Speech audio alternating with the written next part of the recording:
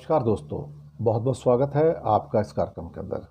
दोस्तों, बात करेंगे आज रुपया क्रैश होना शुरू हो गया है क्योंकि टैरिफ का असर अब आना शुरू हो गया है। पहली तारीख को टैरिफ लगने जा रहे हैं जो कि करीब करीब 25% के आसपास हो सकते हैं। अब उसका खौफ नज़र आना रुपए के ऊपर तो कम से कम शुरू हो गया है। मार्केट मॉडरेट सी चल रही है, बहुत ज़्यादा ना अप ना बहुत ज़्यादा डाउन। भूकंप जो आया है खास तौर से रशिया के अंदर ईस्टर्न एरिया में 8.8 पे, इसने पूरी दुनिया के अंदर तबाही मचाई है। सुनामी आई है, जापान के अंदर सुनामी आई है, कई बंदरगाहों के ऊपर बहुत नुकसान हुआ है। जो जनजीवन है तटीय किनारे पर उनका नुकसान हुआ है। इवन रशिया के जो बंदरगाह है वहाँ भी इसका बहुत ज़्यादा नुकसान हुआ है।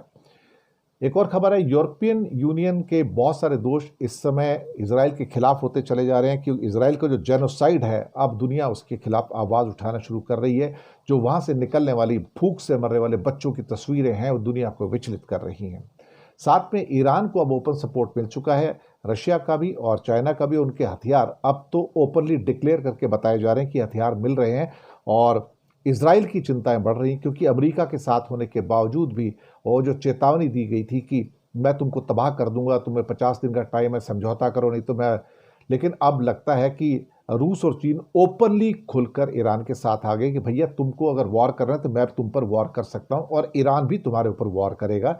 इसमें अब कोई संदेह वाली बात नहीं रह गई है। सबसे पहले रुपए की बात कर लेते हैं। रुपया टूट चुका है, जी हाँ, रुपया टूटकर 87 रुपये 12 पैसे पे आ गया, जो कि पिछले ऑलमोस्ट एक साल के अंदर लगा जाए तो उसकी जो वीकनेस है वो अब आपके सामने आनी शुरू हो गई है। और यहाँ पर बीच में अभी ये 87 रुपये 38 पैसे में 87 रुपीज़ 38 पैसे पर डॉलर पे आया है। और ये एक किस्म से क्या है कि one of the all time lows के अंदर आया हुआ है 87 रुपीज़ 38 पैसे पे। और जिसका ओपनिंग हुआ था वो 87 रुपीज़ 12 पैसे पे हुआ था, लेकिन अब 87 रुपीज़ 38 पैसे के ऊपर ये चल रहा है।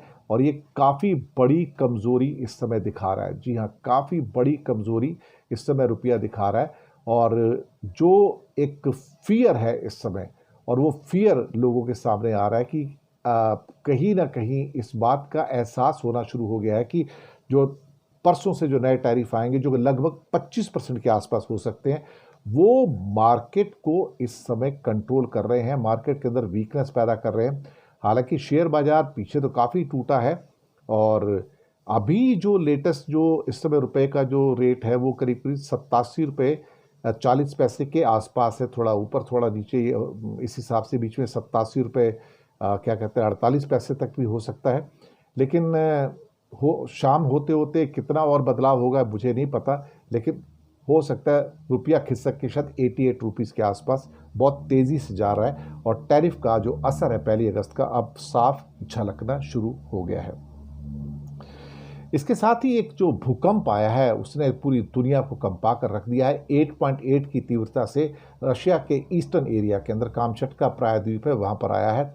और जापान, रूस और अमेरिका के तट पर, न्यूजीलैंड के तट पर जो सुनामी है अब उसकी लहरें ऊंची ऊंची देखी जा रही हैं। रशिया के कई पोर्ट्स पर भारी नुकसान हुआ है, जापान के पोर्ट्स पर नुकसान हुआ है, जापान के तटीय शहरों पर नुकसान हुआ है। 4 मीटर से ऊंची लहरें यहाँ पर नोट की गई हैं। और जापान के अंदर खास तौर से हाइक्दो से लेके वाकायामा जो ओसाका के पास है वहाँ तक 3 मीटर ऊंची लहरें देखी जा रही हैं। जापान के तट पर 4 व्हेल मछलियां बहकर आ गई। तो आप सोचिए कि समुद्री जीवन के ऊपर भी कितना बुरा प्रभाव पड़ा है, कि कितना तेज समुद्र का जो बहाव रहा होगा तटीय इलाकों में पहुंचने के लिए, तो आप अंदाज़ा लगा सकते हैं। रशिया और जापान दोनों में लोगों को सुरक्षित स्थानों पर पहुंचाया गया है। और कामचाटका के अंदर जहां पर ये लोगों को घर खाली करने के आदेश दिए गए, 8.8 का जो भूकंप है ये 6 सबसे बड़े जो दुनिया के अंदर भूकंप है उनमें से इसको काउंट किया गया है। और इसके अलावा अलास्का के अंदर और अमेरिका के पश्चिमी तट पर, जी हाँ, वहाँ भी सुनामी का वॉच जारी हो गया इस समय। ये चूंकि एक सबसे बड़ा क्या कहते हैं भूकंप माना गया है और दुनिया का छठा शायद सबसे बड़ा भूकंप इसको माना जा रहा है 8.8 की तीव्रता का। मुझे लगता है कि यहाँ पर इमारतें भी टूटी हैं, खास तो कारें भी ज़ोर ज़ोर से हिली हैं, घर के सामान, अलमारियाँ, पंखे वंखे भी गिर गए। और कई एरियाज़ के अंदर बिजली गुल हो गई, मोबाइल सेवाएं भी ठप हुई हैं और सखालिन द्वीप के निवासियों को बाहर निकाला जा रहा है और उनको सेफ जगह पर भेजने की तैयारी की जा रही है। और कैलिफोर्निया, ओरेगन, वॉशिंगटन और अमेरिका में भी कई हिस्सों के अंदर, अलास्का के आसपास भी सुनामी की जो वार्निंग है वो जारी कर दी गई है। तो हालात जो हैं काफ़ी हद तक बदतर हो रहे हैं। कई इलाकों में, न्यूजीलैंड के अंदर भी चेतावनी जो है जारी कर दी गई है इस समय।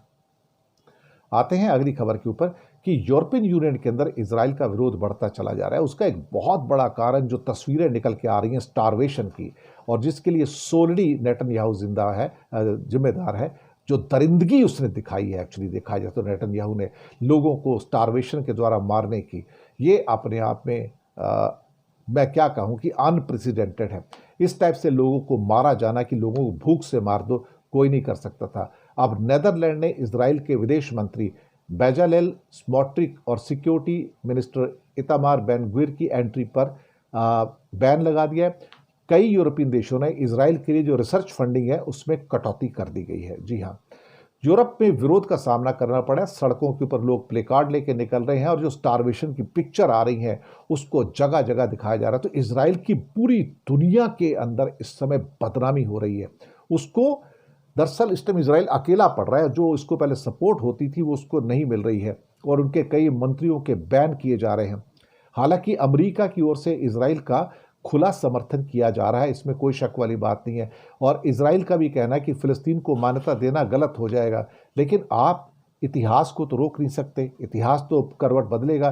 नेदरलैंड का कहना है कि हमारा फैसला इसलिए है कि गाजा में जो अमानवीय हालात हैं उसको रोका जा सके, उसे रोकना ज़रूरी है। जिस ढंग से लोगों को भूखा रख के मारा जा रहा है नेतन्याहू के द्वारा, वो हमें बिल्कुल भी स्वीकार नहीं है। बल्कि इस मामले में यूनाइटेड नेशन के अंदर एक बहुत बड़ी कॉन्फ्रेंस हुई है और वहाँ पर इसको न्यूयॉर्क डॉक्यूमेंट का नाम दिया गया है। जी हाँ, न्यूयॉर्क डॉक्यूमेंट का नाम दिया गया है। तो बड़ी इंटरनेशनल कॉन्फ्रेंस हुई है जिसमें भारत समेत बहुत सारे देशों ने हिस्सा लिया है। अमेरिका और इजराइल ने इस सम्मेलन का बहिष्कार किया है और सऊदी अरब ने भी इसमें एक किस्म से कहा जाए तो इनिशिएटिव लिया है और इनिशिएटिव लेके इसको आगे लाया। 193 देश जो हैं इसमें शामिल हुए हैं। फ्रांस और सऊदी अरब की अध्यक्षता में ये सम्मेलन हुआ है। कुल मिला के देखा जाए तो फ्रांस और सऊदी अरब की अध्यक्षता में सम्मेलन हुआ है। 193 देश इसमें शामिल हुए। इसे न्यूयॉर्क डिक्लेरेशन का नाम दिया जा रहा है और जिसमें गाजा के अंदर युद्ध बंद करने, लोगों की माली हालत को सुधारने, उनकी स्टारवेशन को ख़त्म करने के लिए बात कही गई है और कई देशों ने इसके ऊपर अपनी बात कही है। यूनाइटेड नेशन के एंटोनियो गुटरेस ने कहा है कि यह सम्मेलन अच्छी नीयत वाला है और सिर्फ भाषण नहीं बनना चाहिए और कोई ठोस दिशा निकलनी चाहिए। भारत का रुख इसमें बड़ा क्लियर है। भारत ने भी इसमें कहा कि हमने युद्ध विराम को और मानवीय मदद की जो सप्लाई है उसकी बात की है और जो बंधकों की जो सुरक्षित रिहाई की मांग भी की है और सिर्फ डिप्लोमेसी इससे हल निकाल सकती है। दूसरा, रूस ने दोनों का समर्थन किया, फिलिस्तीन का भी, कि फिलिस्तीन अलग राष्ट्र होना चाहिए और बाकी कई देशों ने भी 2 राष्ट्रों का पूर्ण रूप से समर्थन किया। तो फिलिस्तीन एक पूर्ण राष्ट्र बने, इसकी बात की जा रही है। यूएई ने भी यही कहा है, ब्रिटेन ने भी ये कहा कि हम भी 2 राष्ट्रों के सिद्धांत पर कायम हैं। बांग्लादेश और पाकिस्तान की भी इसमें टिप्पणियां आई हैं और उन्होंने भी इसकी काफ़ी हद तक आलोचना की है। इसके बाद एक आखिरी खबर पे आते हैं कि मिडिल ईस्ट के अंदर तनाव बढ़ता चला जा रहा है। ईरान की तैयारियां बहुत तेज़ हो गई हैं। S-400 मिला, मैंने पहले खबर दी थी उनको, और उसका इस्फहान के अंदर डिप्लॉयमेंट हो गया, तैनाती हो गई है और विश्व युद्ध का अब जो एक खतरा है वो बनता जा रहा है क्योंकि नेतन्याहू के ऊपर अब बहुत सारा दबाव बन चुका है। वो स्टारवेशन करवा रहे हैं, लाखों लोगों को मार चुके हैं, वो लाखों लोगों को पैलेस्टाइन में मार चुके हैं। तो एक हत्यारे के रूप में देखे जा रहे हैं, जेनोसाइड मैन के रूप में देखे जा रहे हैं। तो उनकी सारी की सारी रेपुटेशन ध्वस्त हो चुकी है। उनके लीडरांस को, बहुत सारे लीडरान को यूरोप के कई देशों के अंदर बंदिश लगा दी गई कि वो हमारे देश में ट्रैवल नहीं कर सकते हैं। तो अब नेतन्याहू को अगर जिंदा रहना है तो फिर उसके पास और कोई रास्ता नहीं कि वो ईरान के ऊपर अटैक करे। लेकिन इस समय ईरान को सीधे जो हथियार दिए गए हैं वो चाइना के द्वारा दिए गए हैं और रूस के द्वारा दिए गए हैं। अब वो खुलकर सामने आ गए यहाँ पर, और खुल के सामने आने की वजह से ये सारी की सारी चीज़ें अब ऐसा लगता है कि जैसे यूक्रेन और रशिया का वॉर है, कुछ कुछ वैसा होना शुरू हो जाएगा। अमेरिका वर्सेस ईरान हो जाएगा। रशिया से S-400 आ गए हैं, चाइना से J-10 जो सूत्र बताते आ चुके हैं, PL-50 मिसाइलें आ चुकी हैं, इसके अलावा बैलिस्टिक मिसाइल्स और बना ली गई हैं।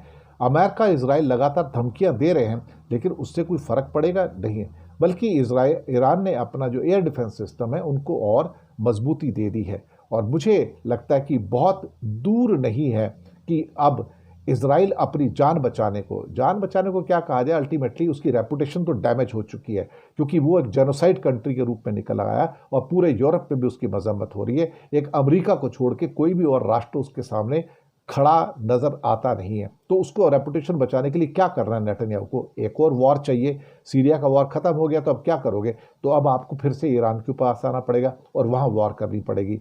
मुझे लगता है कि इस पागल आदमी को रोके जाने की जरूरत है। अगर इस पागल को नहीं रोका गया तो ये पागल आदमी पूरी दुनिया को थर्ड वर्ल्ड वॉर के अंदर झोंक देगा, मुझे पूरा यकीन है।